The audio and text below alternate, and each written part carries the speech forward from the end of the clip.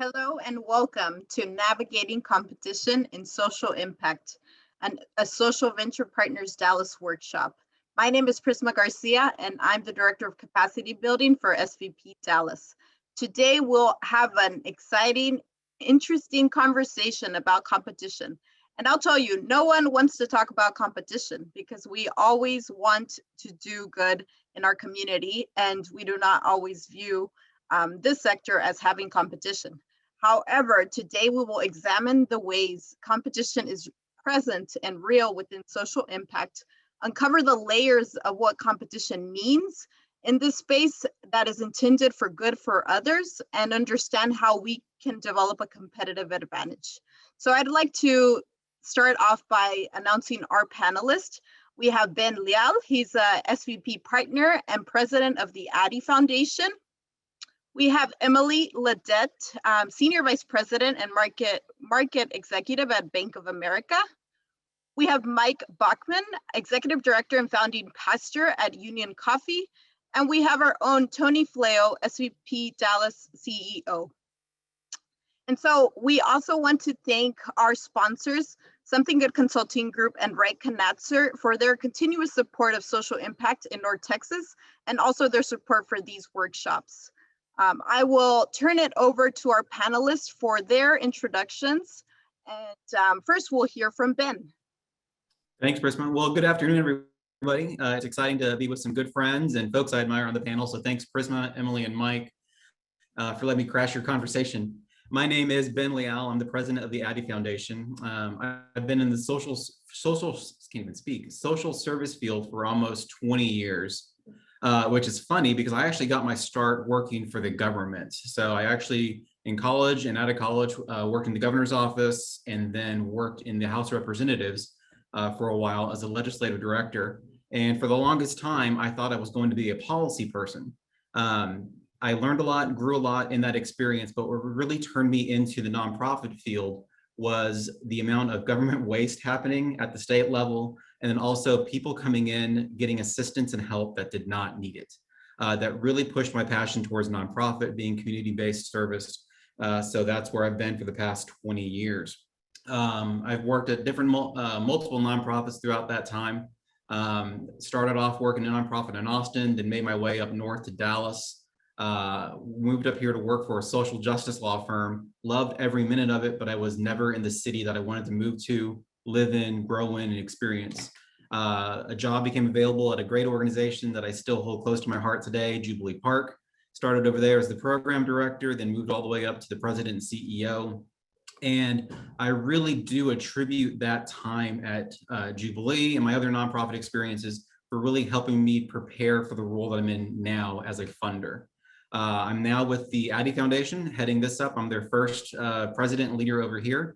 It's been an exciting journey thus far. It's always fun to make a jump career-wise into a foundation job during a pandemic. So it's been a crash course, but the calling and the work that we're doing at the Addy Foundation has been amazing. And it's been really guiding principle for helping friends, other organizations that I've come in contact with maneuver through these hard times we're in right now. So thanks again for having me. That's a little bit of an intro of me. Thank you, Ben, and congratulations on your move. Next, we'll hear from Emily. Prisma, thank you. And thank you to the entire SVP team. It's always a pleasure to be here and to partner. And I can't wait for the discussion with Ben and Mike. We've had a good time. We know each other. I've had a good time visiting. A little bit about my background. Emily Ledette, I'm the local market executive with Bank of America. And I have been with Bank of America my entire career. I'm proud to share that. I've had a wonderful opportunity with the company to do a number of different things, which really all led me to today and the various things that I get to do. I started with the bank in our commercial bank as a credit analyst, remained in our commercial bank. So think of that, for those that aren't necessarily familiar, as working with companies, depending on the financial services sector. I worked with companies that had revenue 10 to 100 million, give or take over the years. And then through that, I also had a heavy interest and focus on volunteerism, personally and for the company. So led our volunteer network in North Texas for a number of years, which I will share with anyone who is in their career, regardless of for-profit, nonprofit, whatever the mission is of your work. Having an opportunity to volunteer really opens up an opportunity to get to know people you wouldn't know otherwise. You wouldn't necessarily come in contact with. And I will say it's been one of the most important things throughout my career and my life is that opportunity to volunteer, to give back of my time, and to get to know other people has been so enriching in that way. I have moved, again, going back to the career through the bank. I was in our private bank, US Trust at the time. It's now Bank of America Private Bank, before moving into the role as local market executive, where I have the opportunity to work with our clients, our community, and our almost 14,000 employees based here in North Texas. So have the privilege of working with our leadership team to deploy the assets of our foundation assets and sponsorship partnership in North Texas. So I will pause there, hand it back to you, Prisma. Thank you again for having us. You're welcome. Thank you for that introduction. I just want to remind our audience that you can post on social media during this time using the hashtag SVPD workshop. And with that, I'm going to let Mike introduce himself. So I'm Mike Bachman. I'm the executive director at Union Coffee here in the city of Dallas. We're over in the Oak Lawn neighborhood. And I'm also a United Methodist pastor. Union was started as a nonprofit coffee shop by the United Methodist Church. And so it's been really amazing for me to step into a place like Union that bridges this gap of, or builds connections between the nonprofit world, social enterprise, and then also the religious community, because we have identities that are wrapped up in all three of those things. And I've always been intrigued by what wisdom can be found when worlds come together. And so I'm particularly interested in this conversation because of what I've been able to learn from these different sectors, intermingling with one another. And so I've learned a lot, even though I come out of the religious world as a Methodist pastor. I've learned a ton about the nonprofit world and have found the ability to, I've been really enjoyed the opportunity to sit alongside nonprofit executive directors and directors of operation and across the board to get a better sense for what the community and what the landscape of doing good in Dallas looks like. And to try to figure out all the ways that we can connect and learn from each other. So I'm excited about this conversation, excited to share stories that I've heard, and thrilled to learn along the way. Thank you, Mike. And last but not least, we'll turn it over to Tony for his intro. Hello, everyone. To my fellow panelists, thank you so much for being here. I admire each of you greatly and have had the privilege of working with each of you over the years here in the Dallas community. Prisma, thank you so much for your work in bringing these conversations together, but particularly for inviting me on your show. For those in the audience that do not know, I have a show and Prisma has a show, and we have a friendly competition. And up until today, I had been winning, but this topic has really attracted quite a large audience. And so in order for me not to feel too badly about losing, Prisma actually invited me to be on the panel. So I'm very grateful, but I am most grateful to our audience for tuning in. Why this subject is so important, I think is, I will share a little bit about my background in the sense that, my first love was psychology. I went into got a graduate degree. Remember the first day in our graduate program, and the professor that was doing the orientation said, look to your right, look to your left. And I fully expected him to say, at least one or two of you won't be here by the end of the curriculum and all that. But he didn't. He said, look to your right and look to your left. And he said, you're all here trying to figure out what's wrong with you. And in fact, that's true. And I have been trying to figure that out for all these many years. And being the oldest person on this panel, it has been many years. But I did have the absolute incredible privilege of working with men and women in a variety of ways in and around psychology and in and around all the offerings that psychology brings to the world, to meet some incredibly courageous people. And that really inspired me to do some deeper thinking around systems. Of course, family systems is a big part of psychology, and understanding that we really can't get to what's going on without knowing what is going on in the systems in which people find themselves. I got to do a little bit of work with some folks who were connected to the nonprofit world and to government entities, and they were all having nervous breakdowns. And my question was, these people are so talented, so brilliant, so passionate. Why are they having nervous breakdowns? Well, it wasn't because of them. It was because of the organizations that they worked for, and mostly because of their boards. And so I started to do a lot of investigation around boards. What makes a healthy board? And learned a lot about governance, and then started to do some consulting around governance models, and met the folks at Social Venture Partners, and fell in love with their mission and the way they go about building capacity for organizations. And so I joined the team at SVP, and 8 years later, I am serving in the chair as CEO. So I am grateful to be sharing any knowledge that I've gained along the way, but any examples that I use about dysfunction today, just know that I'm referring to myself and my organization and no one else. Thank you, Tony. I don't think that you would be referring to anyone else. And so thank you for all those introductions. As you can see, we have a diverse panel here today with a variety of experiences. And as we usually like to do, we'd like to take a deeper dive from their perspective. Each panelist brings a different perspective, and we want to allow them the opportunity to share that with our audience. And so what we have next is, each of the panelists will go deeper into how this topic relates to the work that they've done and what they're doing now. And also, I just want to remind the audience that the Q&A is open throughout.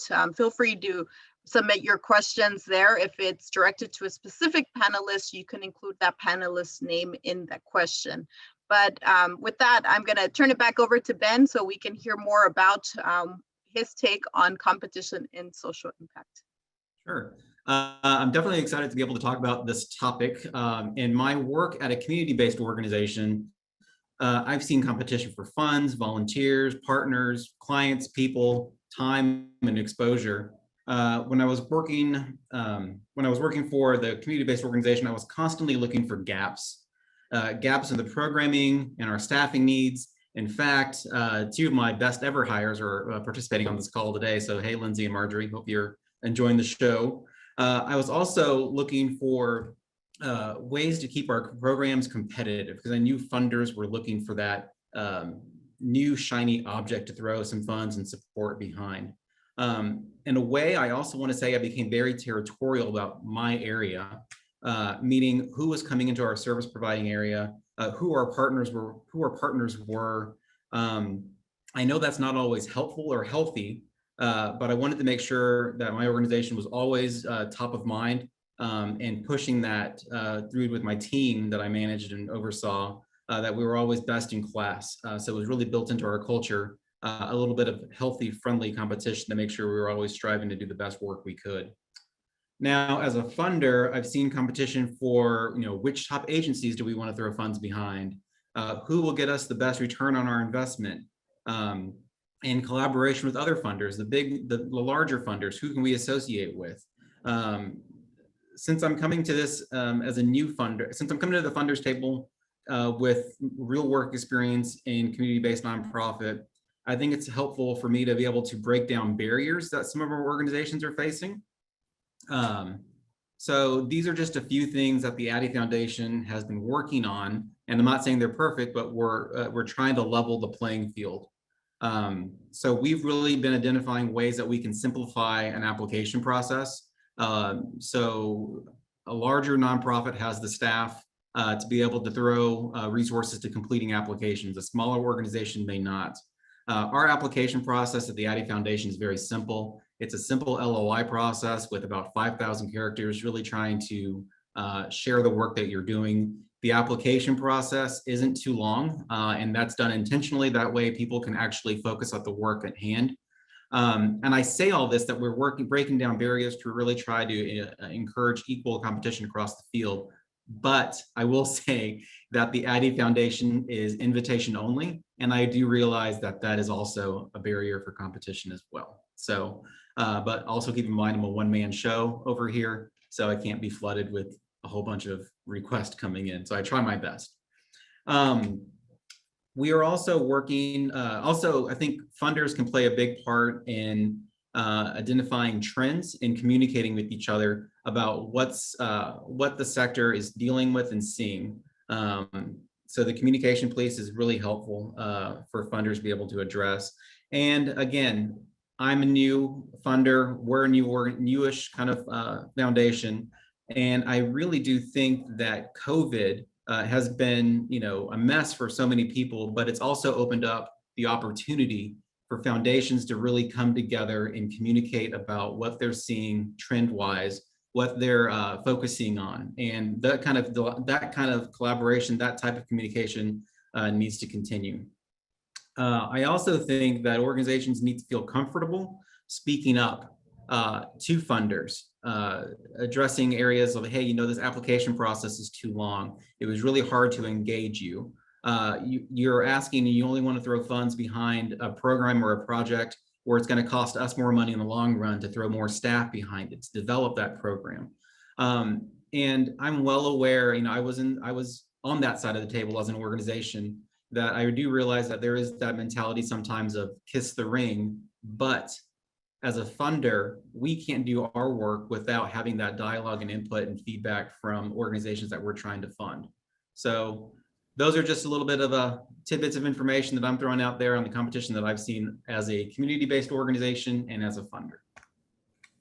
Thank you, Ben. I know a couple of questions are already coming in, but we'll answer those live when we get to that part of our presentation today. But we will hear from Emily next. And I know that, Emily, you bring a perspective from more of the corporate side. I know you've been engaged in a couple of different boards. So, we'll turn it to you so that you could share more about your interest in competition in social impact. Certainly.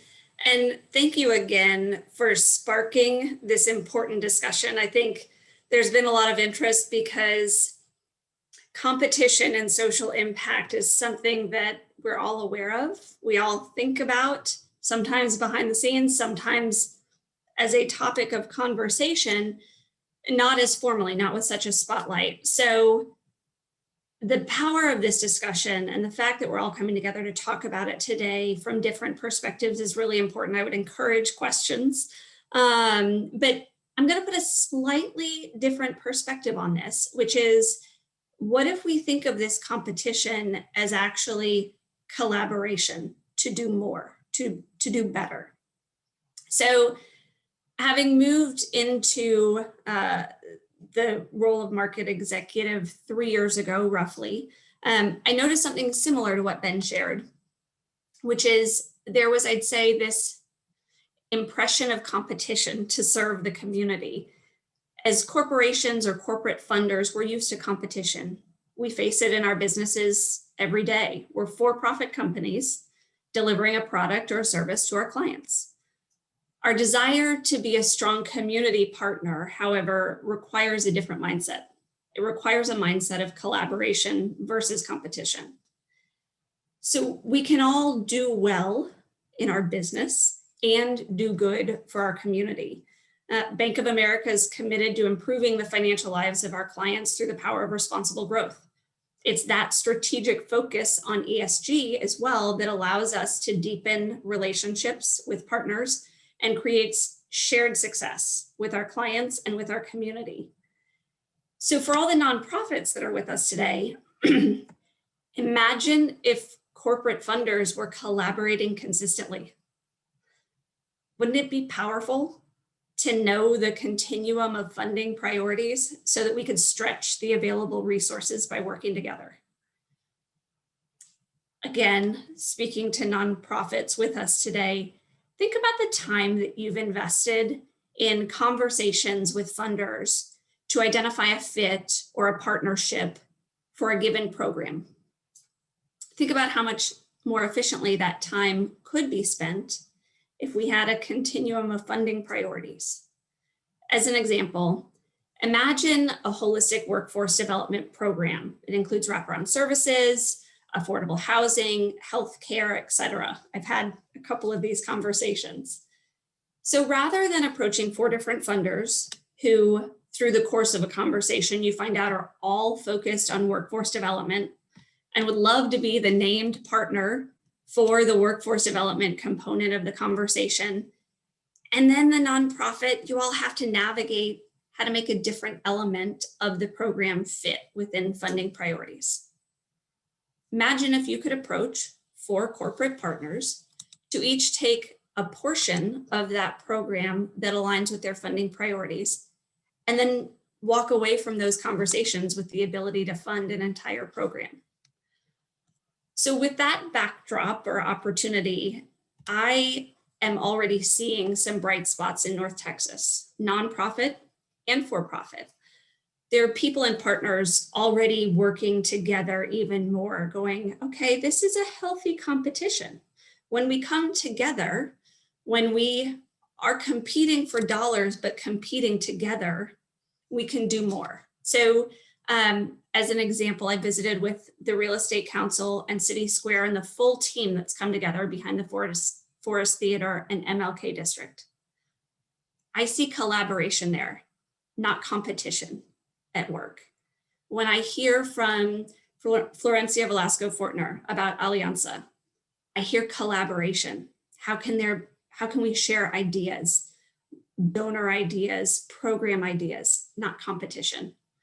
I was actually just visiting with Mark Porter and his team at Harmony CDC, talking about all of the partners that they work with to drive the work that they're doing to deliver the community. I heard collaboration. I heard an opportunity to take those investments and expand their reach.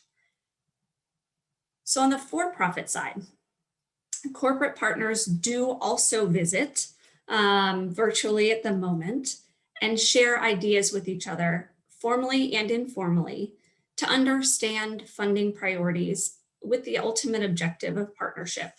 I know I've, on an informal basis, pulled corporate funders together just so that we can understand where we're focused. So someone can understand these are Bank of America's funding priorities. These are Thomson Reuters funding priorities.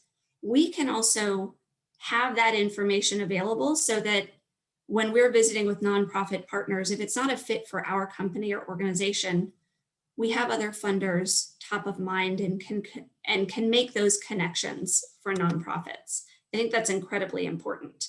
And I would share that coming out of the last year, North Texas Cares and the collaboration between United Way and Communities Foundation is a shining example of where corporate funders and funders in general, Ben, I know you're on that call as well, can have an open dialogue and understand what's going on and share information.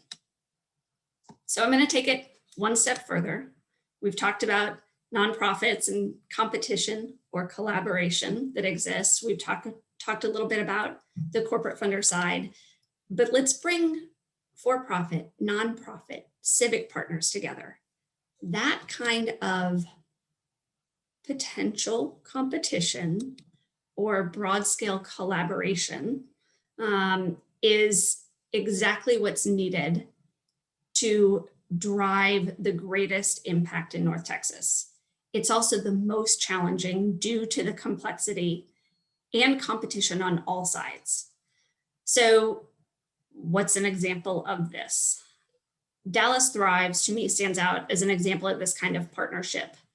It's led by Commit and the Dallas Regional Chamber in collaboration with corporations, supporting nonprofits and education systems with the goal to double living wage attainment in a single generation.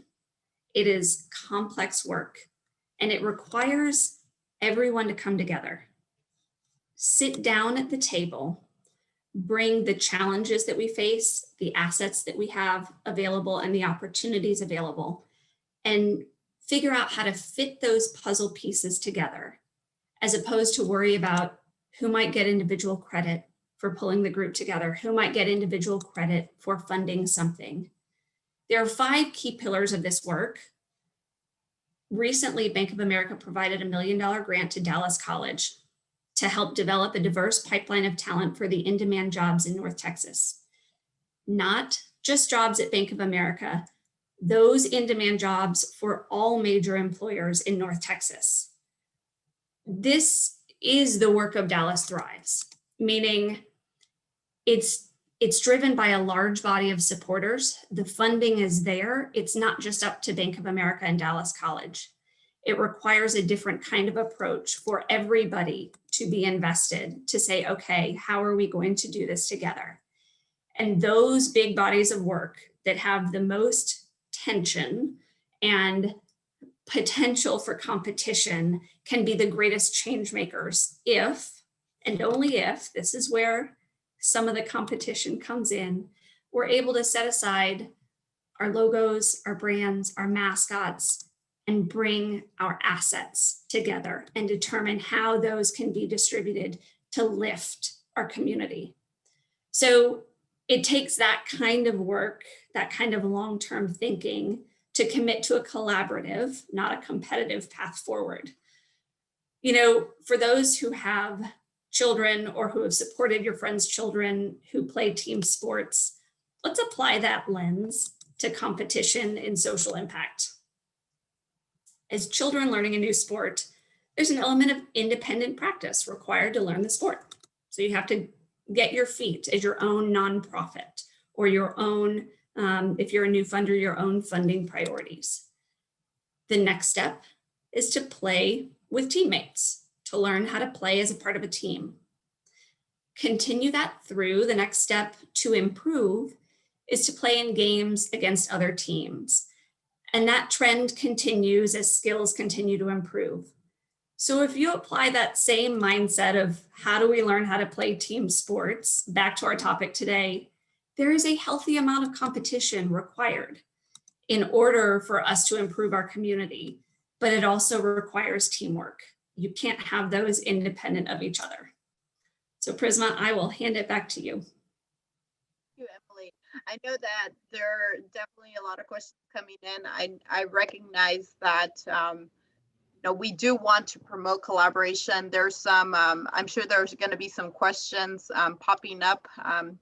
And I recognize that, we have organizations that, are probably thinking like, how can I, tiny organization or one person organization, compete with, these large groups? And so I see your perspective, and I know that there are those questions coming in, but I'm gonna turn it over to Mike, because I think Mike has been in there and he's been playing, he with Union Coffee, and we'll hear from Mike. I know that you essentially also have a product, so we want to hear about that, Mike.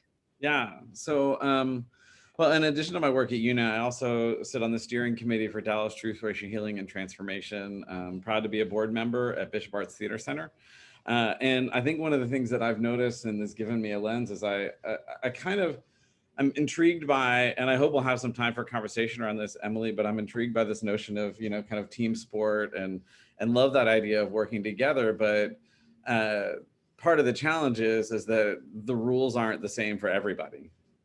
And that given the history of an organization or the privilege of the folks involved in an organization, not only do you have organizations that are born on third base, but if you're friends with the umpire or happen to know those folks, then you end up getting around the bases a heck of a lot more than the folks that don't have those connections. And so I would love to have some robust conversation around that reality. But coming back to this bigger notion of competition, I think that there's this interesting way that in society, we have these notions of competition that are largely given to us by the corporate world and by the for-profit world. And I'm no economist, let me be clear about that, but it seems to me that in its ideal sense, competition is good in the for-profit enterprise space. And part of why it's good in the for-profit enterprise space is that the people whose needs are being met, i.e. the customer, are the ones who are determining ultimately who is successful, because they are then giving their money in return for the goods and services that are received by that company. And so in that world, competition makes a whole lot of sense to me. The challenge for me is that in the nonprofit world, it's generally speaking the opposite. That the people who actually benefit from the decision-making, the work done by the nonprofit, frequently couldn't be further removed from the people who are deciding whether or not an organization gets money. Right? Because when we talk about, generally speaking, the folks who are beneficiaries of nonprofit organizations, by and large, it's a non-white community. By and large, it's a socially and economically disadvantaged community. By and large, it's folks who haven't had the same levels of education opportunity available to them. And the decision makers are, by and large, wealthy, white, and male. And so given that reality, and also generationally speaking, are generally older than the people who are the beneficiaries. So if you use competition as the determining factor for who receives funding in the nonprofit or the social enterprise space, then you end up with, I think, some real problems if the people who are making that decision of who wins the competition aren't the actual beneficiaries, and in fact are totally disconnected from their day-to-day life. And so there are some organizations out there that I think have really ramped up competition by literally holding competitions that are generally judged by people who know nothing about nonprofit work. That oftentimes we put on the panels or the judging panels for pitch competitions or things like that, folks who work almost exclusively in corporate spaces and have never been in the nonprofit world. And so for them to be the ones who are determining or evaluating the pitch feels like a disconnect. And it's actually actively harmful to doing good in the city of Dallas and beyond. Because you have an enormous amount of time spent on fundraising is time that is not spent on delivering impact. And then that becomes toxic, by the way, when funders don't want to fund fundraising, but they want to fund everything else. And so the nonprofits are like, where do we pay for that? And they end up having to kind of like pretend that the executive director's salary is all doing, like impact, when in actuality, 25% to half of it is spent on fundraising activities, or board development or things of that nature.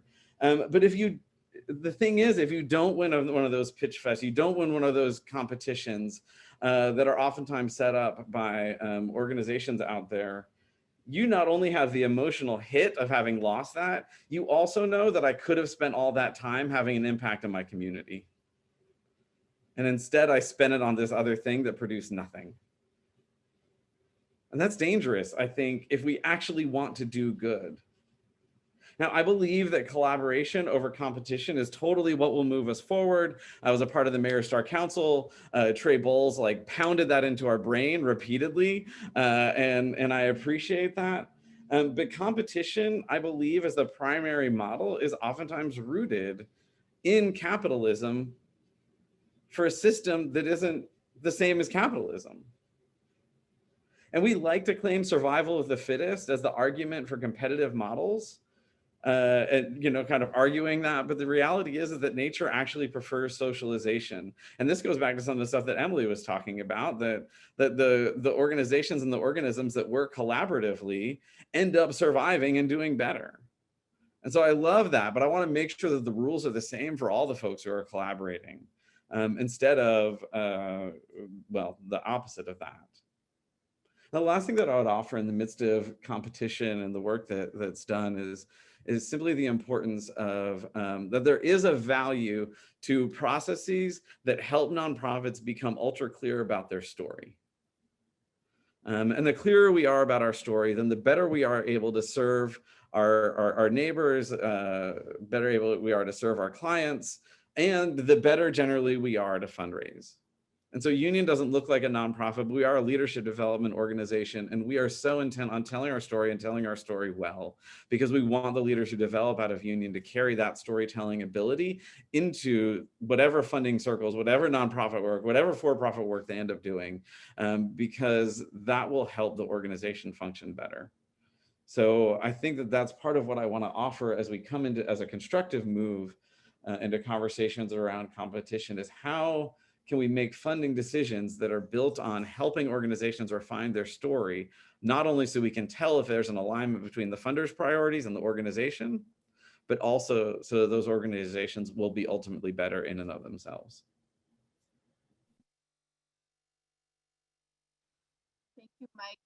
I know that there are things that you mentioned that resonated with the work that SVP does, and sometimes we, as Tony mentioned earlier, there's some internal competitions that obviously this is for the greater good of our organizations and capacity building.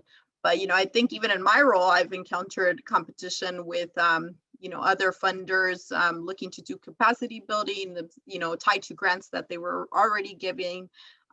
We see it. We sometimes see that it's hard for the small organizations to come up, because there are already these large organizations addressing an issue that they may be trying to address. So we definitely see it all.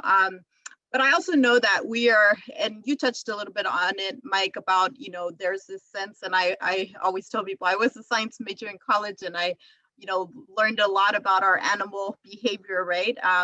And competition, right? And survival of the fittest and all of these concepts. And so, to this panel, I wanted to invite Tony to discuss a little bit more about, the psychology behind this. I know that I know that competition is a strength in leadership as well. And, that's something that I, used to see it very negatively, but now sometimes I'm like, oh, it could be a positive. So anyways, all that to say, I'm going to turn it over to Tony for his deeper dive, and then we're going to start to address all these questions. Hey, thanks so much, Prisma. When you think about psychology in the midst of all of this, right? As each of the other panelists were speaking, I was thinking, hey, I disagree with that completely. Hey, I agree with that completely for each one of you. And that is one of the things that we have to really resonate with, is that in the human condition, we are able to hold two very diverse things simultaneously. Cooperation and competition both are very human endeavors. We have the natural ability to do both. The issue becomes, what does the system that the human is in foster and promote, or how does that system push against the person, right? And so, as Mike pointed out, the competition model is completely flawed for the nonprofit world, because the person who is the recipient of the services is not paying for them. Somebody else is paying for them who doesn't use them. So it's not like the consumer can say, hey, this is a really quality product at a lesser price.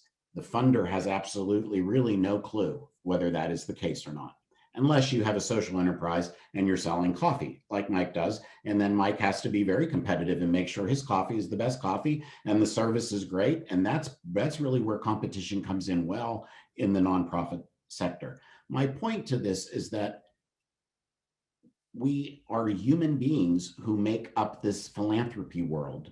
And so we bring things that are normal to human beings to the work. That is, we bring competition to the work. We bring collaboration skills to the work. The wisdom to know when to use each, the wisdom to push back on when it's not working, is really where success comes in. And if you know family systems at all, they're organized around a lot of unconscious rules and laws, and some are even spoken, but most are unspoken, and we follow them anyway. That is true in the social sector as well as it is in every sector, right? And one of the secrets of the social sector is this whole notion that Mike was talking about, the who gets the attention, who do you know, the competition. There is so much competition, whether we want to admit it or not. Denial. The social sector is in a lot of denial over what the competition does. In fact, there is plenty of research to say that competition in the nonprofit sector dramatically hurts the entire sector. There is a lot of research to that effect, particularly a paper by, out of the Department of Economics from the University of Washington that lays it out very clearly, that not only does it hurt the entire sector, but as soon as you go and do fundraising efforts at all, it even lowers the donation across the board that people make. So, Competition can be healthy in certain ways, but we also have to recognize the fact that in this nonprofit world of ours, it can also hurt. And so where do we have those honest conversations? Where do I, as the director of SVP, who does one of those competitions, we have pitches. I think SVP probably started pitches in all of Dallas. My disagreement with you on that particular issue is when we're lifting up 4 or 5 organizations for a competition for a pitch, they're getting introduced in a way to a lot of funders out in the audience and in the world that they never would have before. They may not win whatever the prize is at the moment, but they're still getting a lot of benefit out of it. So there may be some pros and cons to that. There may be some actual collaborations that we're doing with them to prep them, to get them in front of we're inviting different funders. We may not be able to give every one of them the big prize, but they're going to get a prize from somebody else in the audience, right? So there's collaboration in that regard.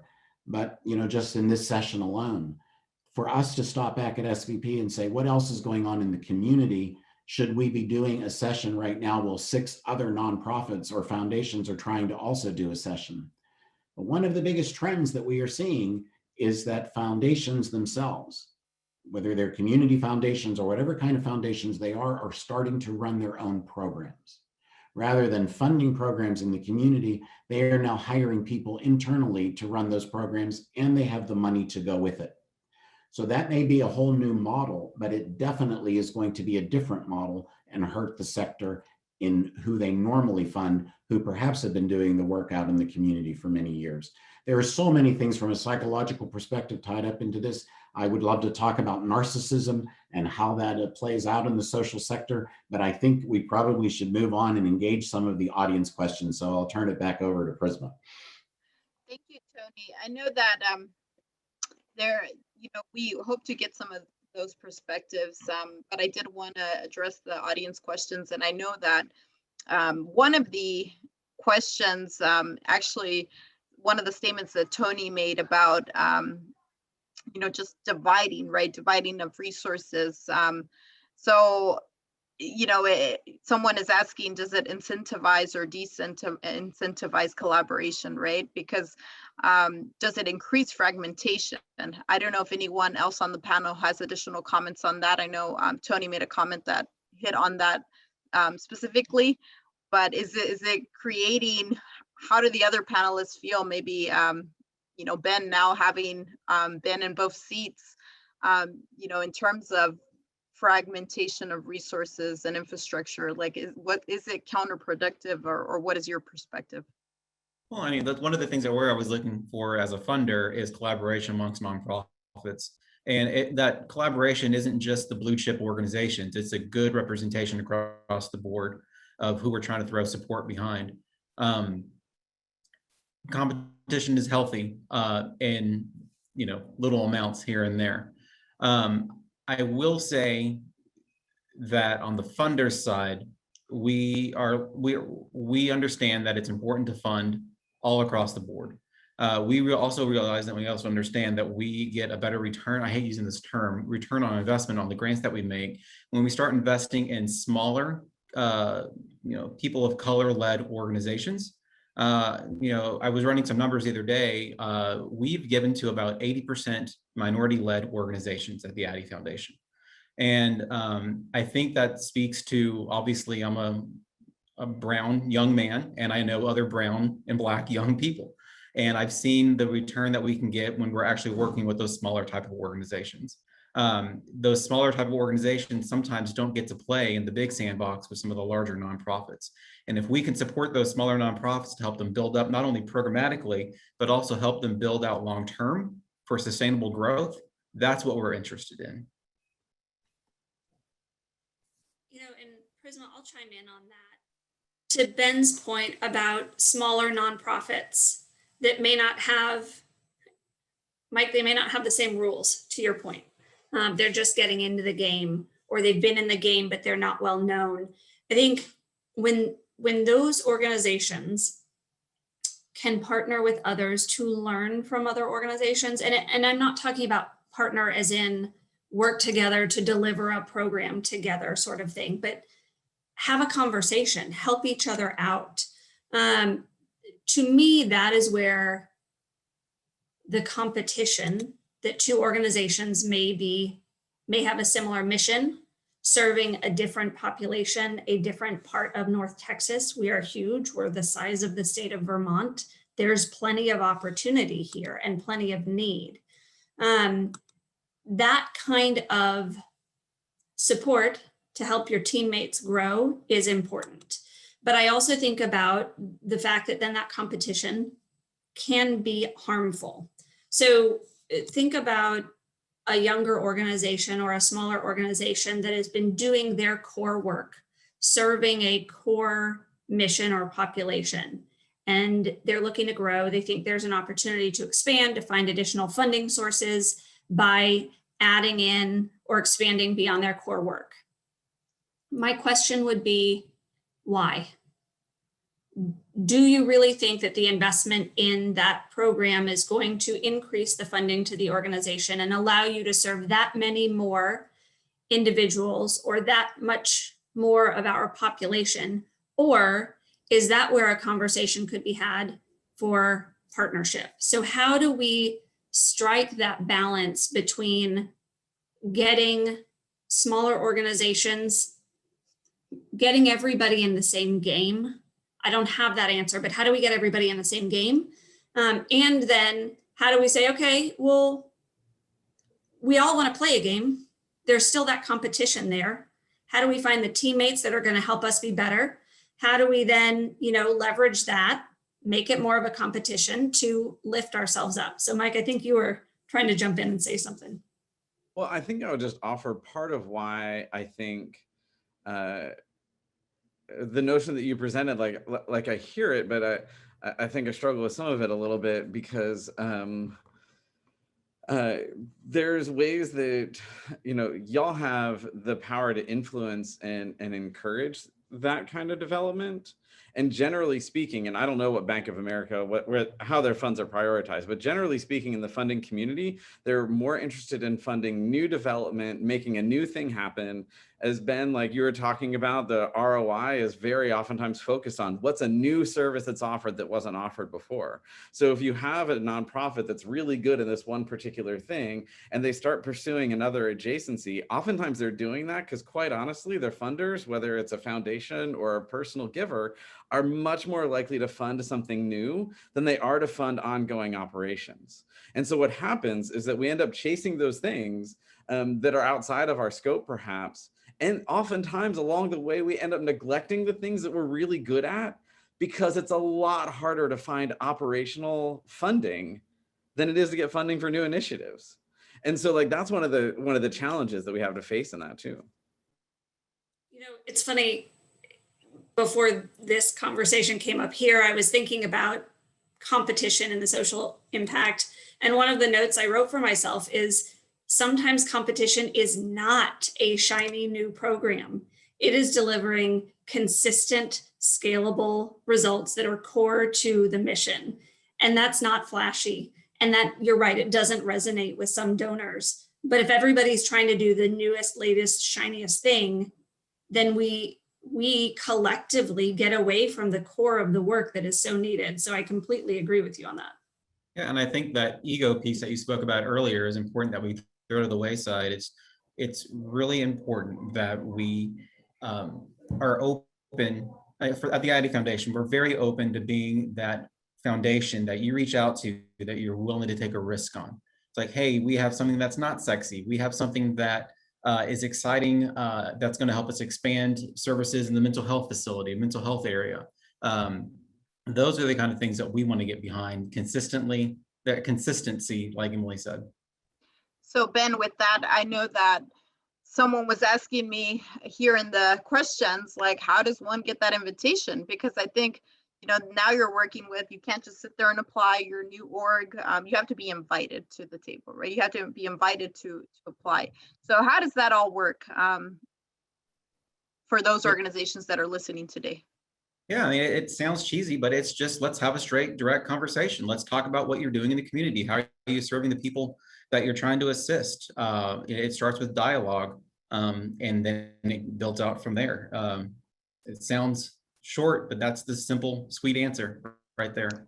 Engage, outreach to So the foundation. outreach. Yeah.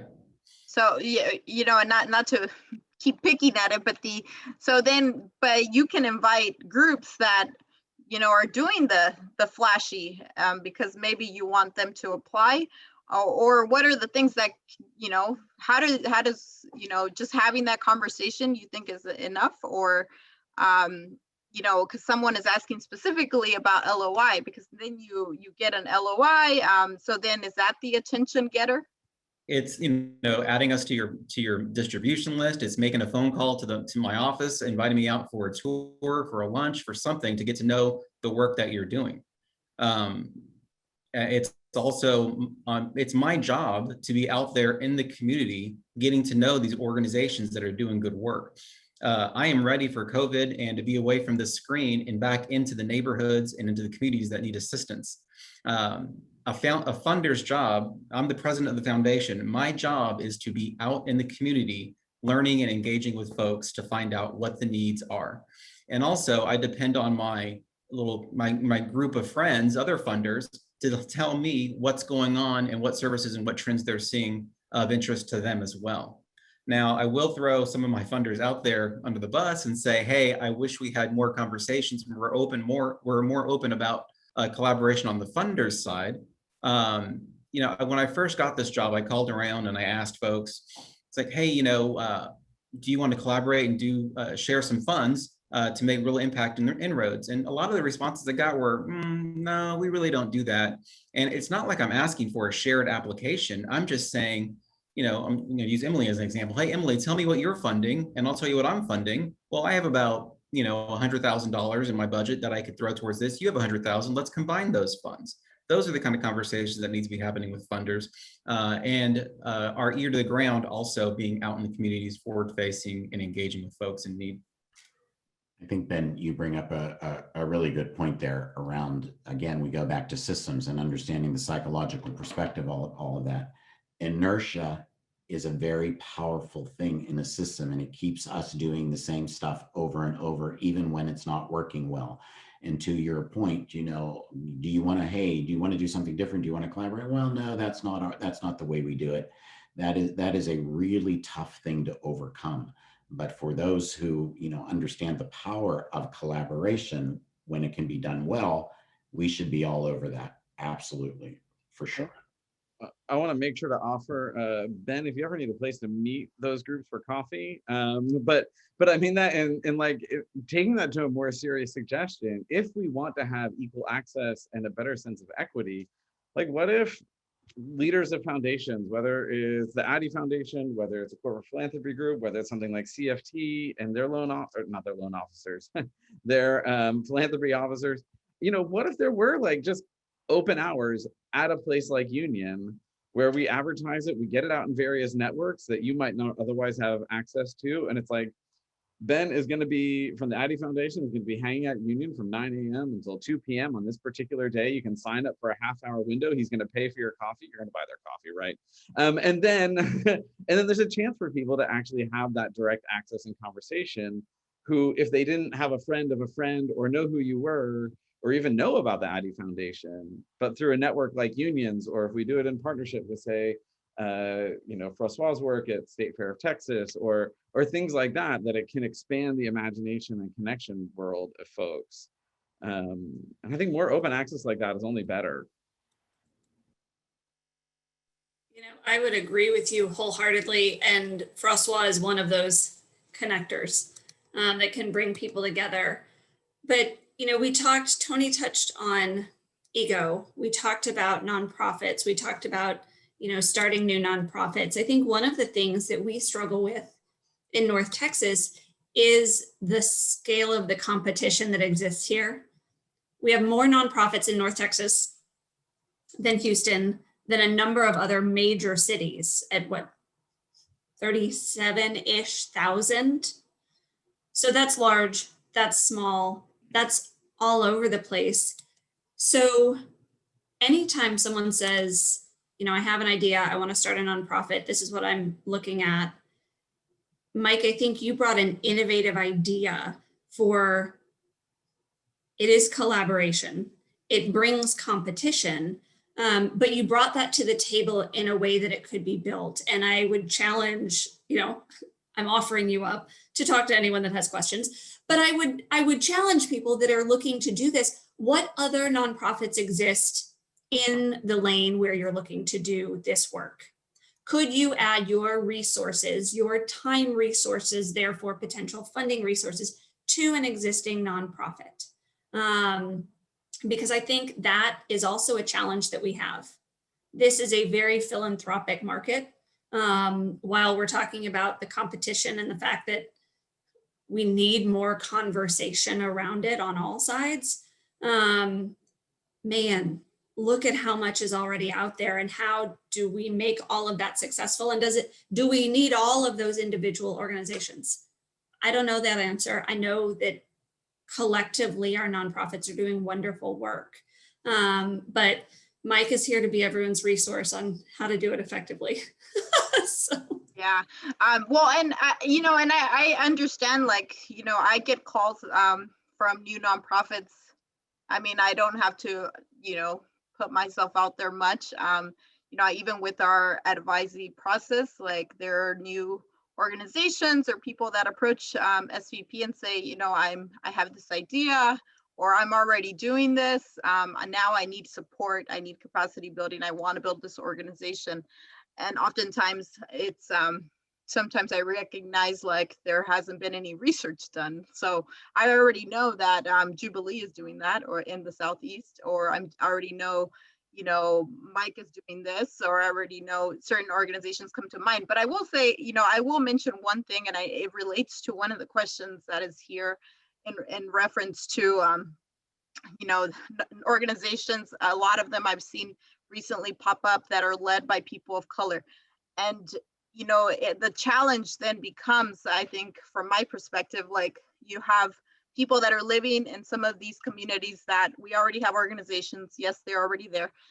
They already have the big dollars, but then you have tiny organization, maybe a 1-person, 2-person show. Maybe it's their friends and family doing great work, but it's hard to get noticed, right? To get that funding, because some of these applications, they're long. There's so many things that people are looking at the expertise of the board, where these people are working, and it's hard for these groups. So I guess, how are we addressing, what ideas do each of you have related to that funding gap that is very real with our organizations that are led by Black and Brown people? So if I can jump in on a quick thing with that, that's one of the reasons I love an organization called Brass Tacks Collective, and then their nonprofit arm, Brass Tacks Foundry. And I've been in conversations with their CEO and founder, Keisha Whaley, about ways that an organization like Brass Tacks Foundry can help close that gap. Because Brass Tacks does full-scale marketing, and they do it for some very high-end clients, but they also have this nonprofit arm called Brass Tacks Foundry that takes folks who wouldn't otherwise have access to a graphic design or marketing education, pays them a living wage, gives them a 2-year apprenticeship where they can work with primarily nonprofit and startup entities, helping them with their graphic design needs.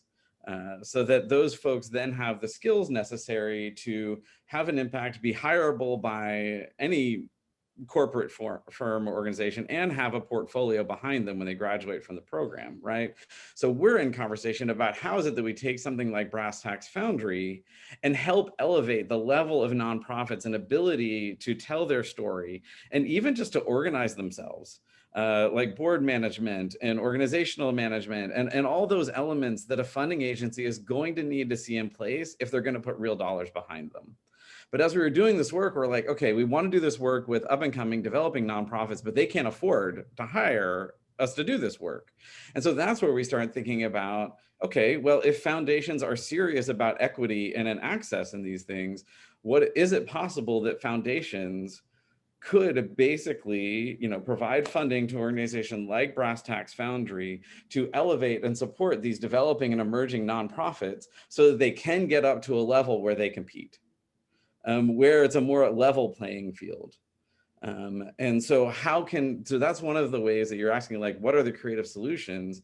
I believe there are creative solutions out there like that, where we specialize particularly in capacity development of emerging nonprofits and utilizing nonprofits that are having positive impact in the process.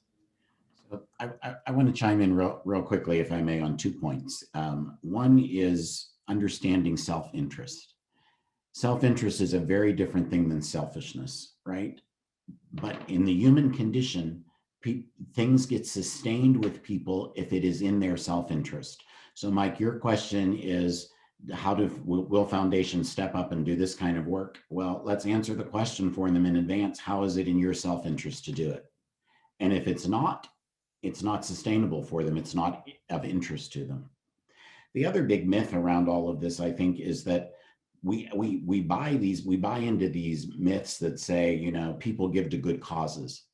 That is not true. People give to people that they are in relationship with who have good causes. So to Ben's point, the relationship is everything. If you want to get, you know, funding from someone, Ben is right. You get out there and you build that relationship, because that's how human beings do this stuff. They do it in a relational way, 9 times out of 10. Emily's point about the nonprofits in this environment in North Texas, you know, 16 counties make up North Texas, as she said, you know, close to 40,000 nonprofits in existence. 95% of those nonprofits have a budget of less than $1 million. Over half of them have a budget of under $500,000. And we are asking these organizations with those limited resources, in the thousands that they are, to solve the most difficult problems that society has. That's just absurd. That is just absurd. The system is not working as it is laid out now. So any efforts that we can to say, you know, talk about collaboration, one of the most collaborative things we can do is say no to helping organizations that should not exist. We should be giving that funding to somebody who's already doing the work and doing it well, rather than starting a new one. And Emily alluded to that as well. So those are the things that in the nonprofit sector, because we have to be so nice, because philanthropy is all about loving humankind, sometimes we are not doing the tough love stuff that says, hey, when we do this with you, we're actually hurting the people that need these services the most. I also think it's about leverage as well. So using that pressure as a funder, I realize I have a lot of sway. So if I want to give Tony X amount of money, I'm going to tell Tony, hey, I'm going to give you this much money or grant you this much money, but I really want you to work with this new up and coming minority-led organization. Funders really need to start using that as a pressure point to get the underrepresented nonprofits kind of lifted up and a more of an equal play. And I would say, you know, to add on to that, that extends minority-led organizations. Also look at the makeup of the board for an organization and the staff. That's something that does not go unnoticed when we think about kind of the full picture. But then there was a question about collaboration, and Tony, those tough conversations in looking at the full makeup. There is an organization that was mentioned, the Dallas Corporate Citizenship Network for Funders, that I believe everyone on the panel is aware of. And that's one of those platforms and forums when I reference the ability to share information, share funding priorities, often get quick answers. Between that and North Texas Cares, what I saw interestingly in the last year through the North Texas Cares calls was the organizations out based in the community, the smaller organizations, were elevated during that time because they were trusted. They were trusted organizations embedded in communities to serve their neighborhoods, you know, their neighbors.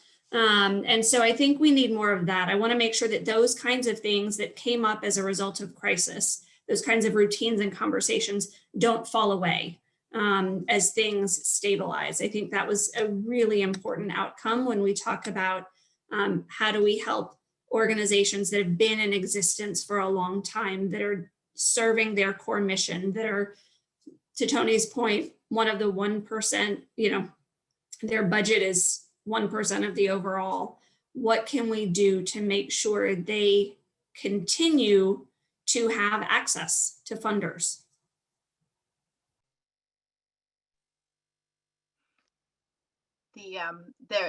The questions in the chat are also asking, like how do we start those conversations? I know that this is a good start. It sounds like, because I know that we have all these ideas of what should, maybe, but what is the step? What is, how do we even begin this?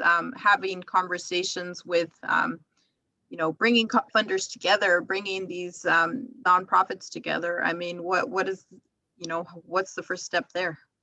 Well, it is a perfect role for social venture partners to play, Prisma. So I'm sure you'll get right on it immediately after this presentation. And the good news, we heard a public commitment that Ben is going to fund some of these things. He said he's going to give money to Tony. I heard that. I don't know those, those sweet words to an Italian. That's what I heard, Tony. Yeah, I heard it too. I guess I was being too nice. So I have a bad connection. I got to drop off. Everybody's getting coffee, Ben. But in all seriousness, the roles of the leaderships, and there are plenty of folks doing it, but I want to lift up this one other point about your question. The question in the chat is excellent. Who's going to take this on to bring together more and more collaboration? SVP has done collaborations, extensive ones, small ones. Each and every one is very difficult to do. It takes an enormous amount of organization talent. It takes an enormous amount of planning. It takes an enormous amount of follow-up. All of that costs money. All of that, none of that is the main mission of any organization to do that work. And so, you got to fit it in where you can. And so why a lot of this doesn't happen is because each organization is so overwhelmed with their own mission that it's very difficult to carve out the time to do this painstaking work of the collaboration. And it is painstaking.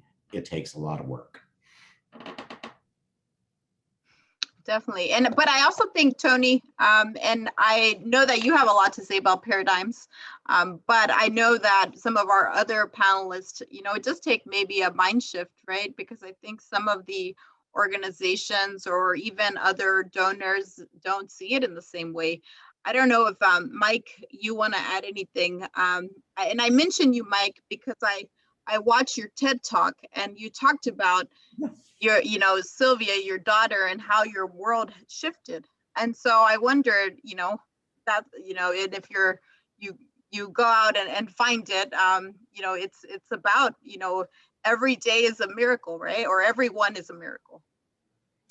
Well, that totally changed what I was going to talk about, because now you brought up my daughter and my heart's just there.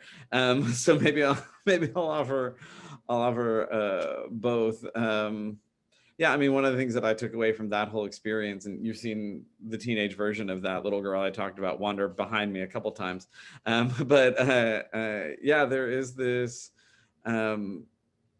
incredible value of the unlikelihood of all of us, the unlikelihood of any of our organizations surviving, let alone in the midst of a pandemic.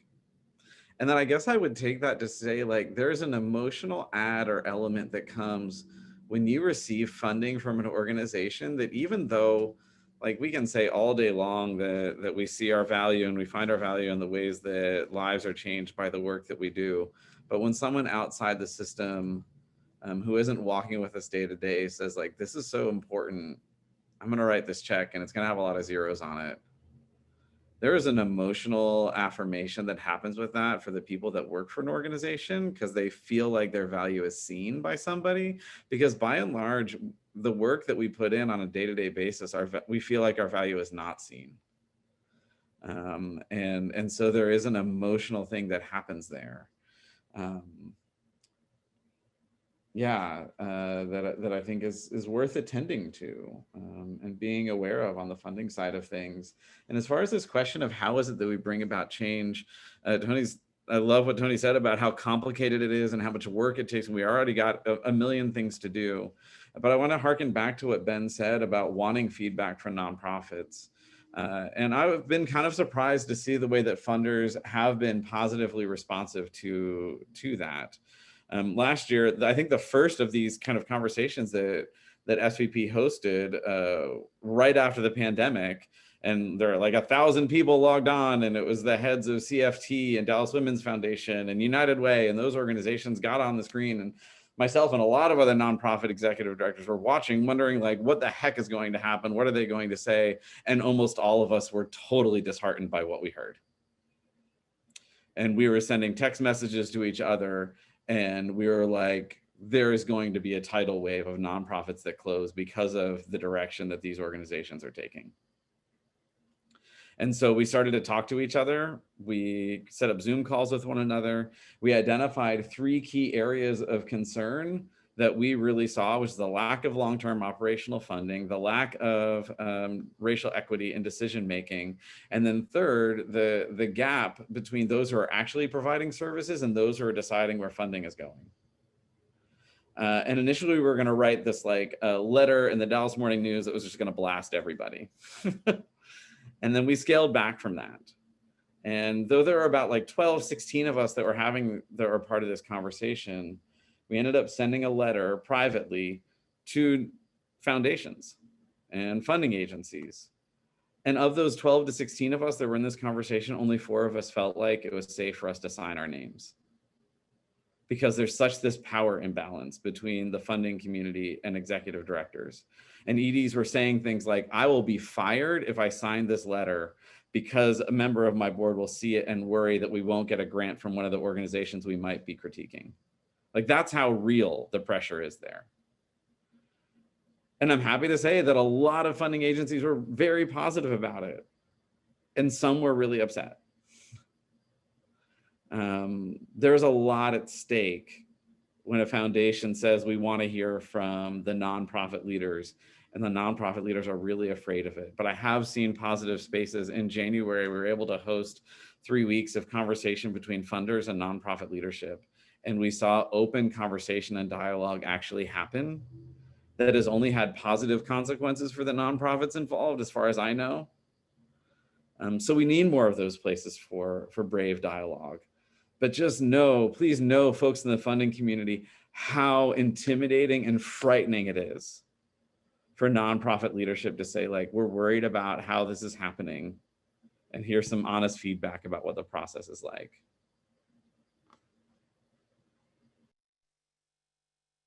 Thank you, Mike. Anyone want to add? I think Mike has definitely hit the nail on the head with his comments. I know that, you know, the pressure is real. The pressure for nonprofit leaders to want to discuss, you know, these real issues and competition and the fact that they feel that way is also tough. I just would like to bounce back off of that, Mike, and say thank you for that candor. It is deeply appreciated, and it is true. You know, when I talk about a psychological perspective, my particular branch of study was phenomenology, and it was not the kind of psychology where you sit and observe behavior and comment on behavior. It comes from the perspective of the person and their lived experience. And while we have this notion that, you know, we have 2 paradigms, Prisma mentioned paradigms before, one of scarcity, you know, and one of abundance. And there are so many people that will say, you know, there's so much money out there, people are willing to give it. That is not the experience of the individual nonprofit leader. The individual nonprofit leader, time after time after time, is scarcity, scarcity, scarcity. It is really tough to be in the shoes of a nonprofit leader. And so we have to live their experience, because that's the human-centered design part of it. They are experiencing the reality of what it is like, and it is real tough. And then when you start to look at the numbers and you say, yeah, you know, Texas is so philanthropic.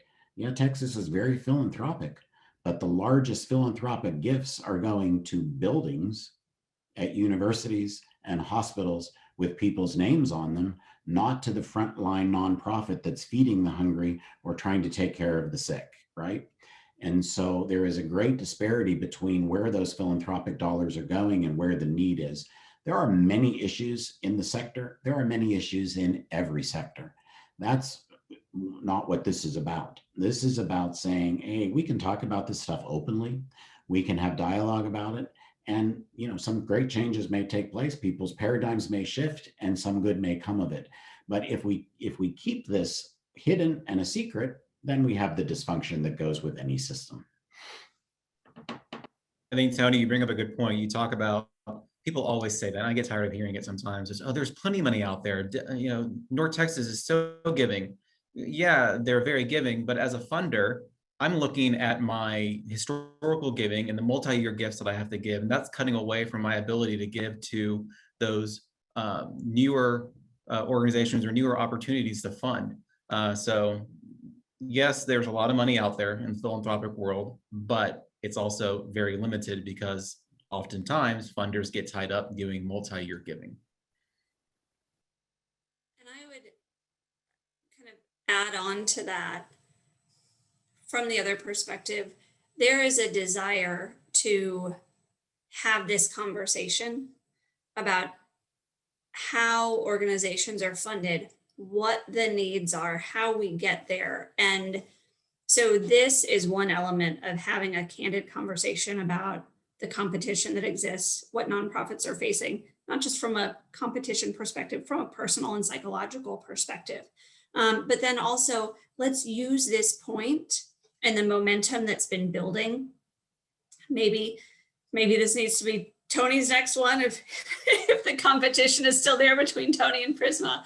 But how can we use this and continue the conversation to the next level to talk about, okay, we've identified the challenges, we've identified what we want to do. How do we make sure that funders have an open space to talk about then goals, challenges, funding priorities, questions? How do funders get to know new organizations, not just through friends or word of mouth or the network that they know, but how do they go? Because we all also, what's not talked about is we all also have a finite amount of time each day.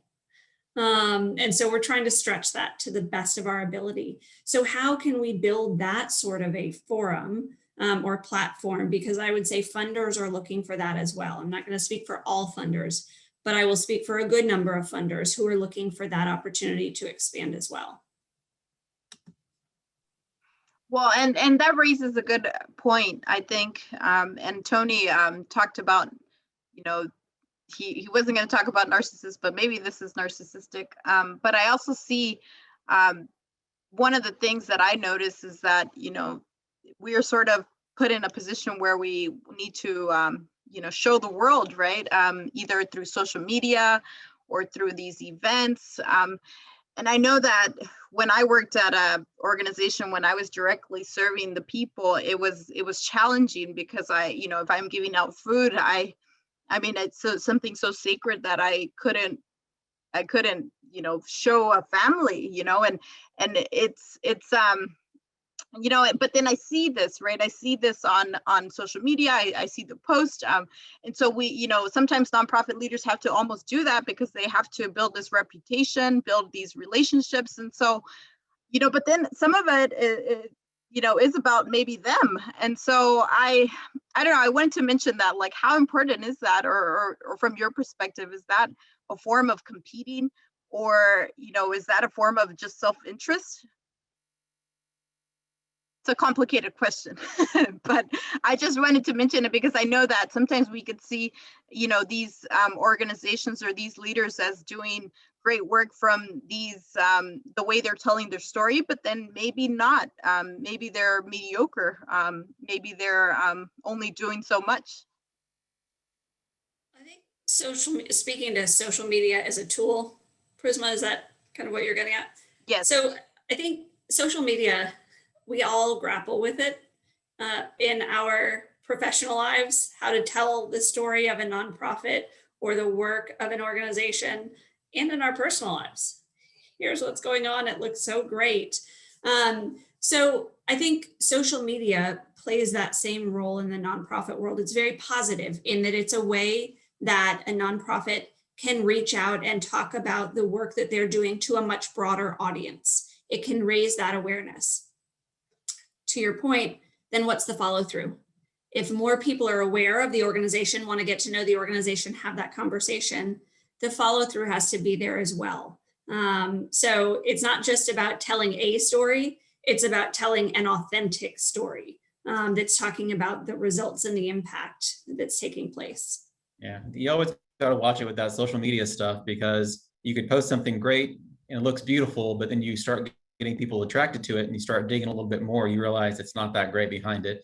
When I was in college, I used to work at UPS. I was that guy that loaded those big trucks full of boxes. And we had a thing that we used to call them Cadillac walls.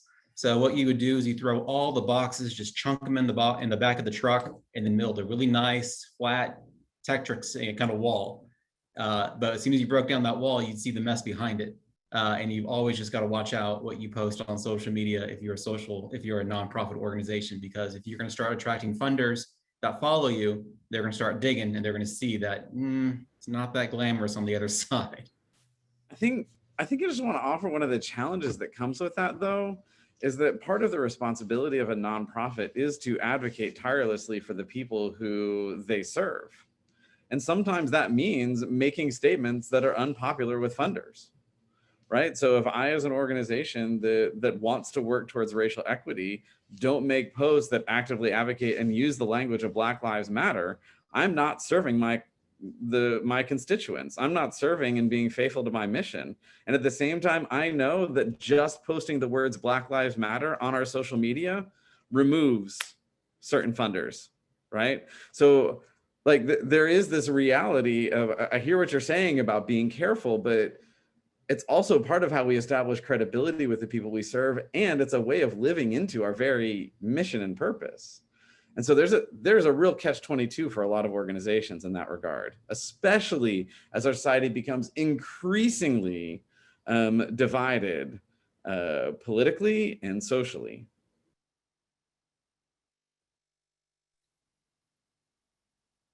Tony, anything you want to add to this?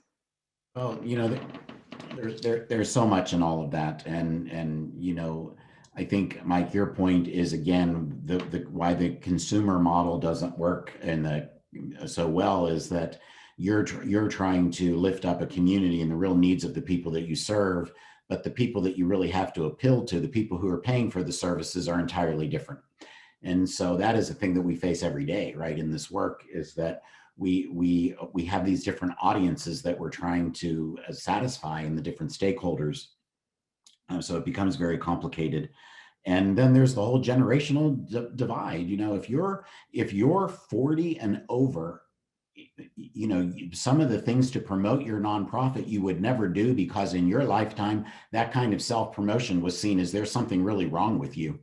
If you're 40 and younger, you're much more comfortable with the self-promotion, with movement, and there's a lot of research that says, since the 1980s, American society has moved to a much more narcissistic way of being. There was one study that just looked at song lyrics, and it said in those few years, the lyrics shifted from songs that were about us and you to songs that are about me.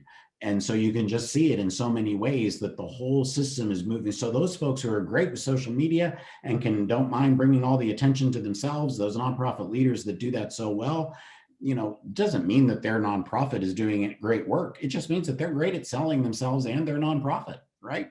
And hopefully Ben's point is a valid one, that maybe funders, official grantors, and corporations are taking deeper and deeper looks.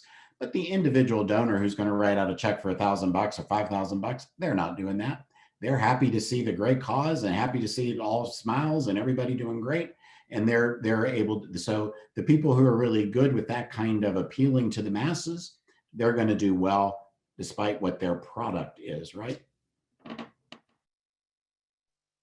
Thank you, Tony. I know everyone had great insight on that, because I know that it may not be popular. It may hurt, with some funders, like those relationships. But then remembering something that Emily mentioned about having these authentic relationships. So, it could be that that's just the way it goes, right? But I know that we're approaching time, and these conversations are always loaded, and time moves so quickly, and I want to allow time for some final words. And so I know we didn't get to all the questions. We're not able to address every single facet of this topic, but I did want to go around and maybe everyone could share some final words. I think the audience is definitely interested in knowing like what next, right? How can, the faith community take part in this? How can, I as an individual in the nonprofit,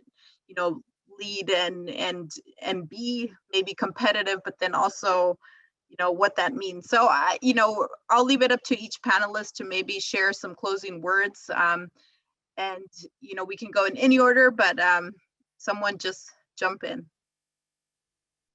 So Prisma, I'll kick us off and want to thank you again for allowing us to have this dialogue. And I mean it.